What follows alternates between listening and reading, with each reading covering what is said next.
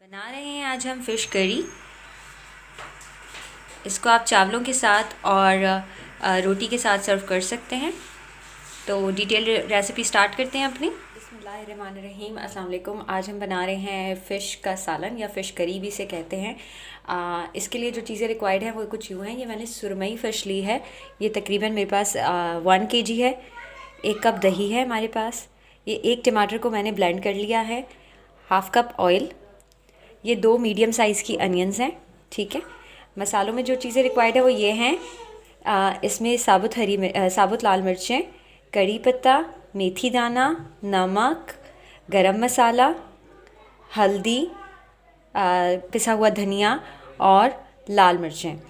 अच्छा, आखिर में जो गार्निशिंग पे चीज़ें जाएंगी वो है कसूरी मेथी, हरी मिर्चें और हरा धनिया। स्टार्ट करते हैं अपनी रेसिपी। सबसे पहले ऑयल के अंदर हमने पैन के अंदर ऑयल ऐड किया। ऑयल ज़रा सा गर्म हो जाएगा हमारा तो हम इसमें जो है वो साबुत लाल मिर्चें,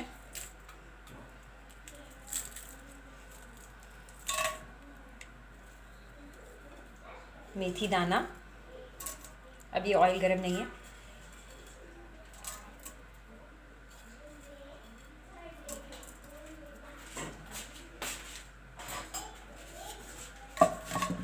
ज़रा सा हम बघार तैयार करेंगे और थोड़ा सा गर्म होने के बाद हम कड़ी पत्ता डालेंगे। अच्छा, ऑयल अब गर्म हो गया था। उसके बाद हमने इसमें लाल मिर्च और मेथी दाना डाल दिया था। इसने खुशबू छोड़ दी है। अब हम इसमें कड़ी पत्ता डालेंगे।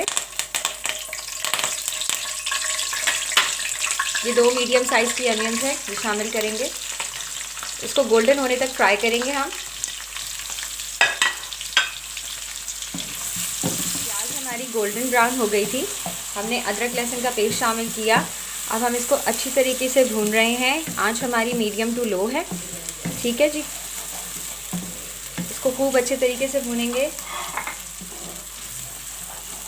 साथ साथ हम ऑयल में ही अब मसाले शामिल करना शुरू कर देंगे। जिसमें ये लाल मिर्ची का पेस्ट है, पिसी हुई लाल मिर्चें, धनिया पाउडर, हल्दी पाउडर और गरम मसाला और नमक, ये सब तमाम मसाले शामिल करने के बाद हम मसाले को अच्छी तरीके से भूनेंगे ताकि ये मसाले एक जान हो जाएं। थोड़ा सा फ्लेम को तेज़ करेंगे। साथ साथ हम इसमें ये पिसा हुआ टमाटर शामिल करेंगे। अब सिर्फ हमें मसाले को खूब अच्छे तरीके से भूनना है।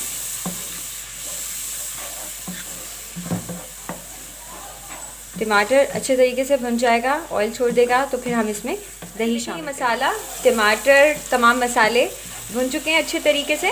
अब हम इसमें इस स्टेज के ऊपर दही शामिल करेंगे। ये मेरे पास 1 कप दही है। ठीक है जी। ये हम शामिल करेंगे।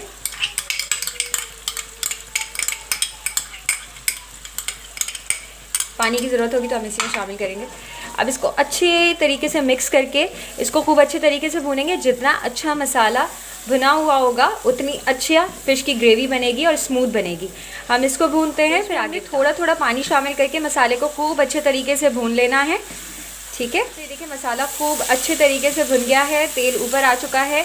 मछली के सालन में हमेशा मसाले को खूब अच्छे तरीके से भूनते हैं, क्योंकि अगर हम इसमें मछली शामिल कर देंगे तो उसके बाद जो है हम चमचा नहीं चलाते। ठीक है। अब इस स्टेज पे हम जो है आंच को स्लो करेंगे और हम अपनी फ़िश को शामिल करेंगे 1 बाय 1।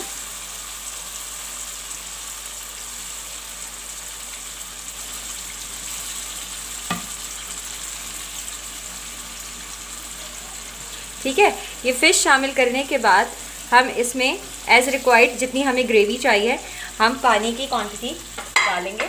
मैंने 1 कप पानी लिया है। हम बिल्कुल आराम से इसमें पानी ऐड करेंगे। अब हमें चम्मच नहीं चलाना, हमने मसाले को खूब अच्छे तरीके से भून लिया है। ठीक है। इसको कवर करेंगे टिल जब तक ये मछली गल नहीं जाती। ये 15 मिनट हो गए ऑलमोस्ट। फ़िश बिल्कुल गल चुकी है। अब इस स्टेज पे हम कसूरी मेथी थोड़ा सा हाथ से मसल के शामिल करेंगे। 2 हरी मिर्चें, 2 मिनट का दम लगाएंगे। उसके बाद इसको डिश आउट करके आपको दिखाते हैं। 2 मिनट हो चुके हैं, चेक करते हैं। देखिए जी, बहुत अच्छी खुशबू आ रही है। मज़ेदार फ़िश ग्रेवी या फ़िश करी तैयार है। इसको डिश आउट करते हैं, आपको दिखाते हैं।